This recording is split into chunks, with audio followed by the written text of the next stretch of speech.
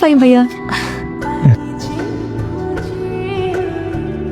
ফাইম ভাইয়া, রিক্সা খুঁজে পাচ্ছি না।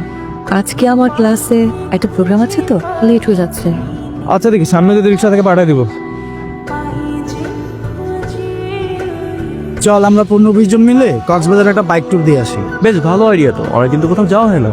কি রে ফাইম, কি বলিস?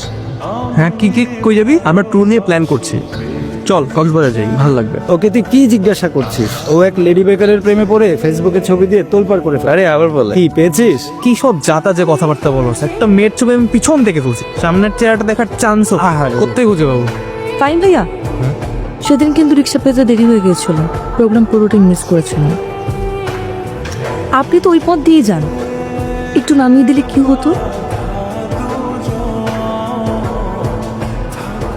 এই বাইকে তুমি উঠতে পারবা না, স্পিডে চালাই তো ভয় পাবা।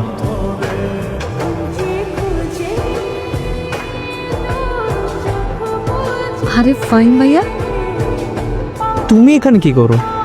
আমার বান্ধবীর বাসা, একটা কাজে আসছি। আচ্ছা আচ্ছা যারা, আজকে তোমাকে একটা লিফট দিই, ভয় পাবা না তো? আপনি চালাতে পারবেন তো, হ্যাঁ, নাকি আমি চালাবো তাই বলেন? তুমি চালাবা।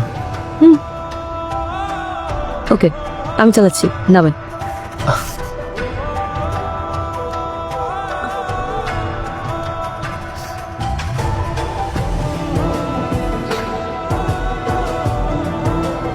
তুমি আবাগাচ্ছেন কেন? ফেসবুকে তো আমার ছবি দিয়েছেন। না মানে তুমি সে লেডি বাইকার?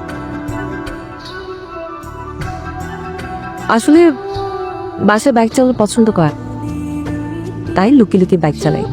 আর এটা হচ্ছে আমার বান্ধবীর বাসা, ওর বাসার গ্যারেজে বাইক রাখি। এখন কথা না বলে দেরি না করে উঠে বসুন, আপনাকে নামিয়ে দিই। হ্যাঁ, বাট মাঝে মাঝে আরো লিফট দিও। আপনি লিফট দেন, এখন থেকে দিব। দেখা যাবে।